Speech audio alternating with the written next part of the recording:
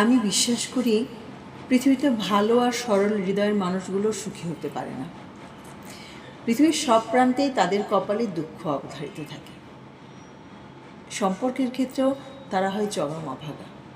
পরিবারের অবহেলা, অবজ্ঞা আর অবমূল্যায়নে তারা কোণঠাসা হয়ে পড়ে।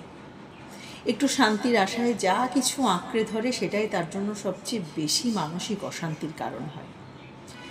সম্পর্ক বা ব্যক্তিজীবনে এই ভালো আর সরল হৃদয়ের মানুষগুলোই না সবচেয়ে বেশি ভোগে। নীরবে সহ্য করে যাওয়া, প্রতিশোধে বিশ্বাস না করা, মানুষকে খুব সহজে বিশ্বাস করা, অতঃপর প্রতারিত হয় তাদের বৈশিষ্ট্য। ভালো আর সরল হৃদয়ের মানুষগুলোকে মানুষ ভালোবাসে, পছন্দ করেই শুধু তাদের আবেগ, অনুভূতি, বিশ্বাস আর ভালোবাসাকে ব্যবহার করার জন্য। মানুষ সরলতার কদর করে না, ব্যবহার করে।